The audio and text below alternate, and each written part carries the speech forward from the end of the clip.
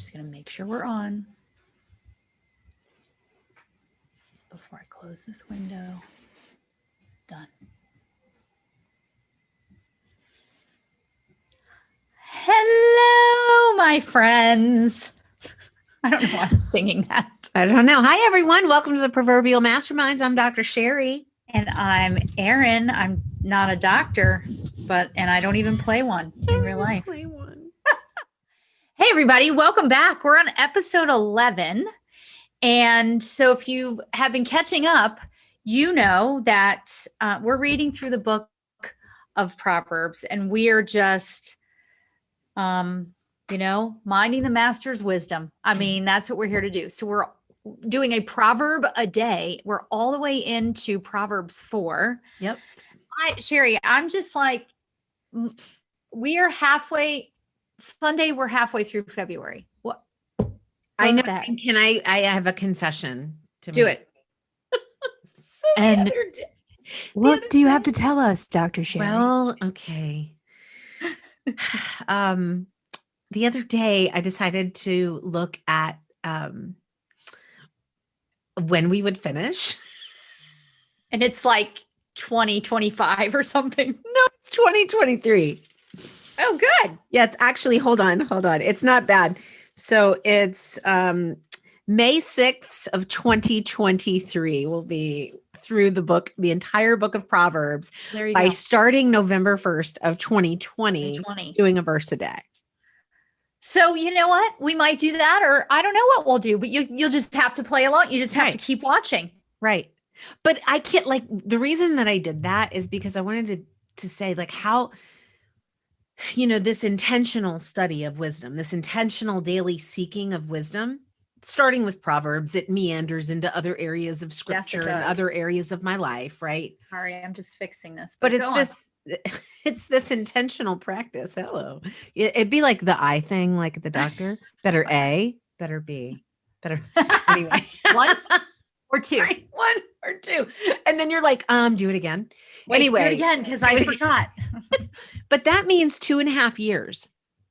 It's 2.5 years of intentional daily study. Yes. So I'm excited to see what God's going to do in my life, in your life, in the lives of the people who are joining us on this journey. After 2.5 years of intentional, look, I've already had so many revelations, like in 4 months. Yes. And like, not I can't only that, but like, who will we be? We're constantly evolving. And so not just where we are today seeking wisdom will be very different than where we are then. And then how the wisdom is impacting, our growth and the people that we're serving. And so good. So excited about that. So I had to do it. Of course you did. I just wasn't even thinking about it, but I'm glad you did.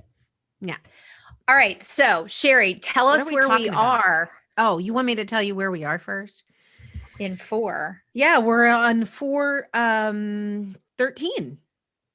Yes. Yeah, right? Yeah. Yeah. Proverbs chapter 4, verse 13. And this is so cool. If you joined us last week, we started off at the beginning of chapter 4, and we were talking about Solomon saying how his dad taught, King David taught him all of this stuff about wisdom, to remember wisdom. And he continued talking about that and Solomon giving us more wisdom about wisdom. And it's funny because it's like, at some point I'm like, how many times can you say this? And how many different ways can you say this? But so I'm going to back up and end on 13. I'm just going to back up to 10. Do it. So I'll read 10 through 13. Hear, my son or my daughter, and receive my sayings, and the years of your life will be many. I have taught you in the way of wisdom. I have led you in right paths. So when you walk, your steps will not be hindered, and when you run, you will not stumble. Take firm hold of instruction. Do not let go. Keep her, for she is your life. And I love that. Wisdom is your life. Like, without wisdom, I have no life. Oh, well, you may have yeah. I mean, you may have a life, but if you read, if someone reads these verses, and it's kind of scary what it looks like without wisdom, right? Like It is. people that you're sort of like hanging out with, and Mhm. what's happening in your life, and it's scary and Yeah. lonely and dark, and and not that with wisdom you won't face those things, but because of wisdom Mhm. you are unhindered. Yeah. You will run and not fall. Yeah. And the beauty of how, it's funny when you were saying earlier, like, how many ways is Solomon going to say this? Well, let's remember King Solomon, the wisest, richest ruler ever, Mhm. right? Only asked for wisdom. And yet, because he only asked for wisdom, God gave him so much more. Right. But guess what? Still later in life, he fell off the tracks. Yeah. So I feel like, in a way, while he's reminding his readers and his sons and daughters and whatever, he's also reminding himself. Yes. Like, 100%. It's so funny that you say that, because sometimes I think just in our own lives, like for me, and you, I mean, we're both podcasters, and I think sometimes we can go, didn't I already say that? But did I say it in a different way? Right. And I do, like, I repeat myself a lot. In fact, Totally. when I was younger, people used to call me Sherry 2 times because I would like say it a second time for emphasis. So my dad used to say that I put the emphasis on the wrong syllable. I know somebody. That feels like something my father would say, or something. Right. Anyway, but yeah, so we do say things repeatedly, and there is such value in repetition. Look, the things that we remember are things that have been on repeat. So my I gosh. always say, like, I wish they would teach school like in song, because how many song lyrics in their entirety do we have in our heads? Oh my gosh. Yes. Right? Like, we Yes. remember song because we hear them over and over and over. And so we remember them. Yes. Right? They Yes. sustain us. And so I think that's just the example here. This comment, this is how God made our brains to run on repetition. Mm-hmm. Right? And speaking of repetition, well, I'm going to come back to the music thing in a minute, because something came up for me there. But speaking of repetition, this is why sometimes I think, so when I gave my life to Christ in October 2014, I had a insatiable appetite to know the word. And so I would sit in my Bible and I would just take it down what I call these rabbit trails, where in my Life Principles Bible, my Charles Stanley Bible, it'll give you the verse, and then sometimes there's comments, and then sometimes there's other verses, and it would connect, and it would give you like an even richer experience of that word. And that's why, if Sherry and I always say, like, you've got to read the word in context, you've got to read it in order, you can't be cherry picking the word. So when we were going back and forth this morning, here's the verse of the day. Isaiah 40:31. But they who wait for the Lord shall renew their strength. They shall mount up with wings like eagles. They shall run and not be weary. They shall walk and not faint. So it's this repetition in different books from different people in different ways that, sometimes I catch myself going, wait a minute, I read that somewhere. And it's also where we have to be careful walking in his wisdom, because then it's easy to take some of those words and say things like, God will never give you more than you can handle. Okay, that's not in the Bible. Right. That's There's another not one. what it says. Hey, I have to tell you something really funny real quick. Yeah. So my mom, she watches us. I don't know if she catches us live or whatever, but Hi, Mom. but if she's here, hi Mom. So she researched this thing. She said, I decided to research this because I heard you say a couple of times that God helps those who helps themselves is not in the Bible. And I just had to research that for myself. And I was like, good, that's what we want people to do, right? We want people to question everything we say. So she found this article and it said, it's true. That's not, in the Bible, but here's the fascinating thing. It said 82% of Americans polled believed that was a Bible verse. Yes. No, but hold on. It gets better. Believers, people that were professing believers, Christians, did better on that question by 1%. 81% of people thought that was in the Bible. And why is that?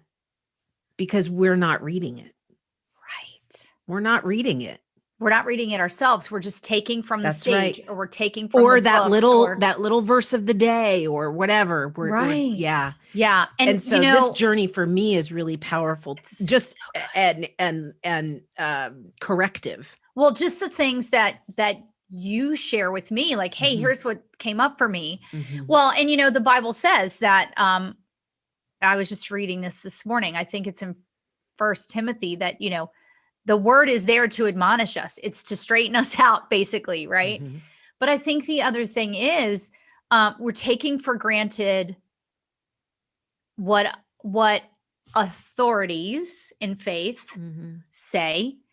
And I follow several Christian leaders, coaches, etc., and they are always saying, always, at least once a week, do not follow me, follow the word. Like, I appreciate, and I hear that from people who read my book. Like, I'm so glad that my book has touched you, but please know, right, that's his word. Right.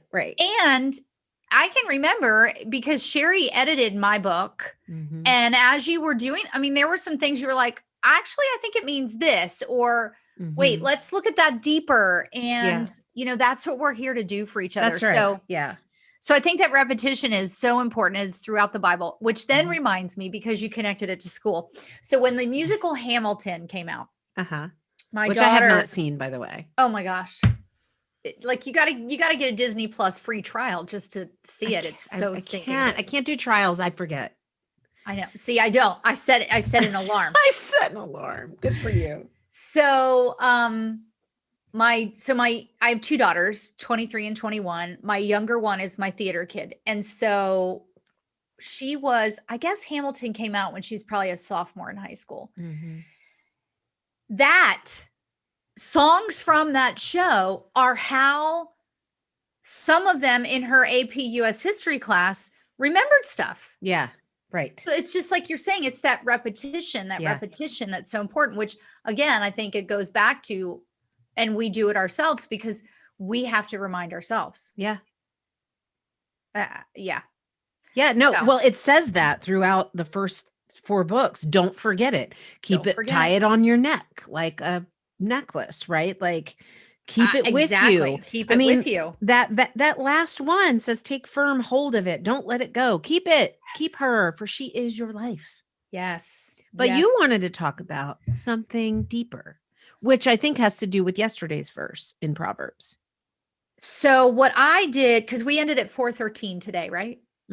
Okay. So one of the things that I really like to do, I have my Bible, I have a Strong's Concordance app on my phone, and then I have a commentary, which I don't have it at my desk, but you guys have seen it because I've shown you. It's like this thick. So I like to go and look and see, okay, what were they saying? What did it mean? Right. And listen, you don't have to have all those references. I mean, you literally, this is what I did this morning. I Googled, what does Proverbs 13 mean? Right. So what I got back is that the way of wisdom is safe, and wisdom keeps those who possess it. So those possess, own, hold it tight, keep it close. It keeps them from getting tripped up and stumbling. And how we live, the choices we make, the people we're around, of course, I'm looking at my phone, has a drastic influence on the quality of our lives and the length of our lives. So there's that piece. But here is the other thing, and this is what I love about the Bible. So then that author connected it to Galatians. And here's what he says. When the Apostle Paul wrote to the Galatians, he wanted them to draw back to correct doctrine because they had started to get off track. Because we were just talking about this a minute ago, false teachers had sneaked into the churches of Galatia and had successfully persuaded believers that it was necessary to be circumcised in order to keep the law of Moses. So again, here comes these teachers. They're standing on the stages. They're telling us these things. And I know for you, And for me, we are very careful in our Yeah. podcasts, in our lives, in our coaching, etc., to just be as close to the word as we can be. Yeah. And here's what Paul said, which is so great. I'm going to paraphrase. You're doing pretty well there. So who hindered you from obeying the truth? That's Galatians 5:7. And the false teaching caused the Galatians to begin to stumble. So what would have averted that? What would have helped them be unhindered? Wisdom. Yeah. Wisdom. But they let foolishness. Yes. They held foolishness close as opposed to wisdom. And here's the other thing. So I don't know all the timelines we know that, we mostly Proverbs, I think all of it was written by Solomon. Okay. So if these are the people who were saying you need to obey the Mosaic law, right? Mm-hmm. Which is, Old Testament stuff, they would have known Proverbs. They would have known that they needed to stay in the center of wisdom and hold her closely. Right. But how funny that hundreds of years later,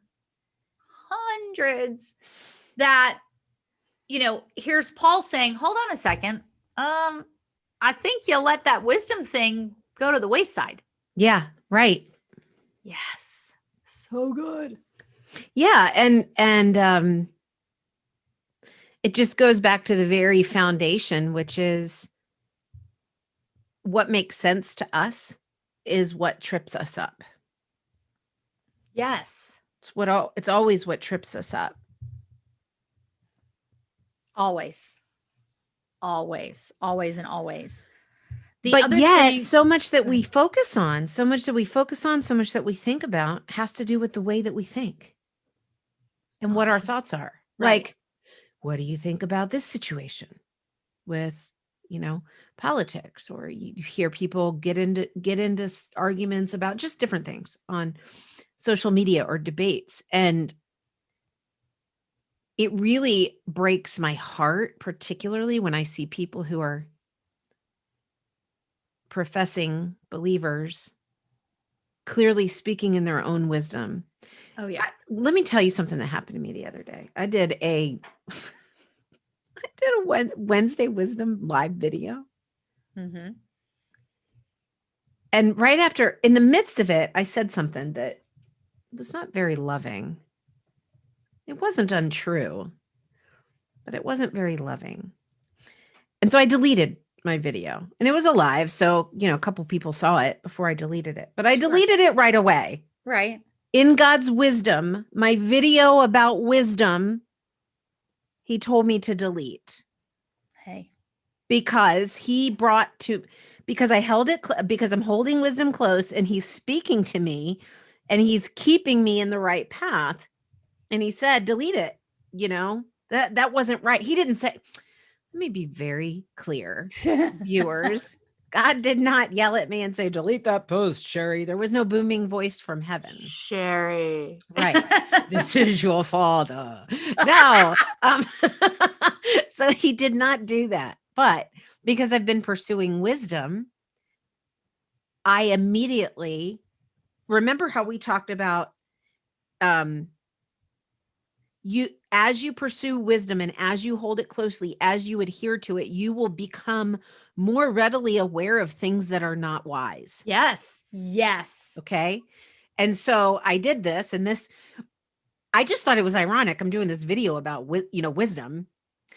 And then I'm like, oh, I just said that was bad. That was that was not good. That was not, again, it wasn't untrue, but it wasn't kind. And so in God's wisdom, we are to speak in love and in truth, right? Not just truth. You can't have truth without love. You have to, right? Absolutely. Deliver truth with love. And I didn't. And so because I've been pursuing wisdom, because I've been pursuing God's heart, I was immediately aware of that after I said it. Like, I wasn't aware of it before I said it. Right. But after I said it, I was like, oh, that's not God's wisdom. That was mine. And so then I deleted it. But I don't know. I think I've had, when I said earlier, this experience for me has already been so corrective That's what I mean. Yeah. I am Things, having yes. so many more encounters Yes. with what is not wise in my life, in my mind. Watching a TV show the other day, I was like, this is not good. Mm. And it's a TV show, right? We Yeah. think TV show. And I was like, there is nothing good nothing, not one wise thing that comes from this. Right. Shut it off. Yeah. Um, But and it's that's powerful to me. yeah, and it's not, I love like what you just, both of those examples, like I shut it off, I took the video down. Mhm. It's the acting, because we can have all that wisdom, Yeah. right? But it's when we don't act upon it. And that's when I think, going back to today's Mhm. verse, that's when I think we stumble. Yeah, That's when yeah. I think we're hindered, Mhm. because we don't Because we don't follow listen to it. through. We're not Yeah. obedient to Yeah. follow through Yeah. with that inkling. Well, and here's this visual for me, because one of the I'd have to look back in my notes, but one of the Hebrew words when we were talking about embracing wisdom was adhesion. Yeah. It was to Like, let it stick to you. yeah. And when we listen to it, we let it stick to us. But when we don't, we set it aside. Mm. Right? And we Mhm. don't embrace it. I see you, but I'm just going to put you, Yeah. right over here for now. Right. And listen to my own understanding. Yes. And I think for me, in similar fashion, what I come to realize is the more that I'm in the word and the more that I'm asking for wisdom, the more that I get. And so, first of all, the word tells us that the Lord hears us. We know this. Mhm. Does he always give us the answer we want? No. However, I feel like more often when I'm not asking for like a specific something that would be a yes, no, or no answer, when I'm asking for wisdom. So, for example, last Tuesday this week, I was working on my registration page for my live course that's coming up next week. And I had gotten some feedback from the coaches that I'm working with, and they said, what I don't see, you know this because I shared it with you. Yeah. What I don't see is like, what's the outcome? What's the transformation that's going to happen? Mhm. And so immediately, because I am who I am, I started typing. And then I was like, I looked up and I was like, oh no, wait a minute. I got to go run this errand and pick up this stuff that I was sending to my kid, which UPS still hasn't delivered. But on the way, I out loud in my car by myself, I was like, Lord, Holy Spirit, just tell me what you want to say. Just tell me. What, this is yours. You tell me what you want to say. And so I went and I picked up the stuff, got back. I didn't even get out of my car. It was touchless delivery. And I turned around. It's literally 5 miles down the road. And immediately words started coming. And so I turned on my voice memo and I just started like saying, right? So I think that the more that we're in this place of seeking, we're going to have more moments like you had. We're going to have more moments, and that greater awareness of having it stick to us. Because listen, we're human, and there are going to be times where like we're just going to peel it off and set it down. Yeah, for sure.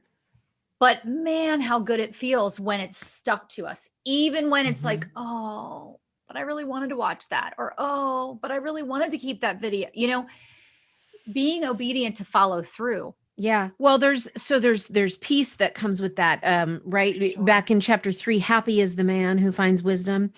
And then somewhere else talks about finding pleasantness, that rest, that pleasant rest in all of wisdom's ways. Yes. So I think about that. You talk about this a lot in your business, and I talk a lot in your message of faith, bridging faith and business. And I talk about it in my message of thriving thoughts. And that's the difference between, striving and resting. Right. And I think the fascinating thing is that when we listen to our own wisdom, we don't have that peace. We strive. Mm-hmm. And the reason that we strive is because we know it's incongruent with what God is telling us. So there's this constant clamoring, right? There's a friction. And then when we follow his wisdom, we can, like I say, be deliberate, look reckless. We can do that, right? Because then we can be like, I might look crazy, but I'm at perfect peace and confidence with this, right? Like there God's is got no me. right. There is no striving. It's funny Right. you said that today about driving. This morning I got up and I was like, okay, what do I want to say today about, because not about my live. I don't have a live course, but I have a 33-day thought warrior program I'm developing, and part of it is live, interactive. But I'm like, okay, what I just literally just started announcing it. I'm like, okay, Lord, what do you want me to say about this today? Yeah. And I was like, just getting so frustrated, and I'm just like, I don't know what, So I started this striving. I don't know what people want to hear. I don't know. So I'm like, okay, you know what? I'm going to go and I'm going to take the dogs for a walk, and God, you're going to speak to me while I'm on a walk. And so I got on a walk, and I got back, and instantly God gave me words to do 2 different videos, a different one for IG and a different one for the people who are registering. And it's like, I didn't do, all I did was rest. Like, I give up. I'm done striving. I give uncle. But you didn't just rest, you asked. Actually, then I rested. I would say it's 3-pronged. I would say you rested, you asked, and then you listened, because it takes active listening to hear it. Well, I think yes. And I think it takes a willingness to rest. It takes 100%. It takes the desire to, okay, I'm done. I don't have it. I'm done striving. I'm done trying to rack my brain. It takes the admission, the knocking down of our own pride. I don't have it. I mean, Erin, I am at the point now in my life where nearly every day, and it's not every day, but it's 90% of the days, I wake up and I'm like, okay, God, I got nothing. So go ahead. That's it. Just do what you do, because I got nothing. Yep. So you just do it. And how often does something come up? Oh, well, every day. Every single day. Every single day. Right. Right.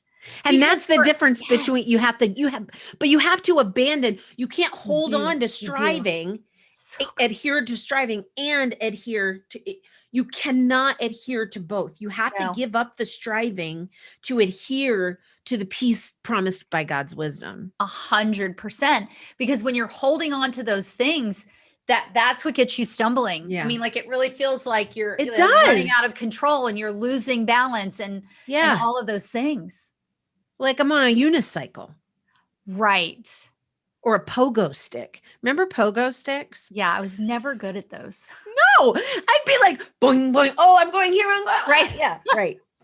No, that's so powerful, because last night I was writing, I was working with my coach on something yesterday, and she was saying, like, I think we need to, I don't know, beef up, blah, blah, blah. And I had hit my wall. And so for me as a writer, I am not the writer that says, okay, it's Tuesday, I'm going to write from 9 to 11. No, I'm not either. I have to be like, okay, it's time to write, and I write. Right. And I know when I'm done, because I can physically feel the block here. Yeah. And I can physically feel the block, like, right. And so we were finishing up the call, and I said, listen, I'm going to put this away. And I had set myself a deadline for this particular project, which was, my deadline was like February 15th.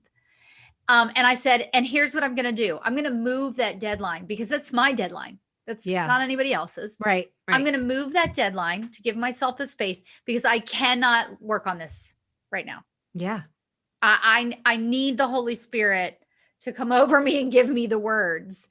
And then last night after dinner, we're in our, usual, I don't know, maybe it's, I don't know if it's old people routine or what it is, but like every night we have dinner and we watch Big Bang Theory. There's no wisdom in that. That's a fun show.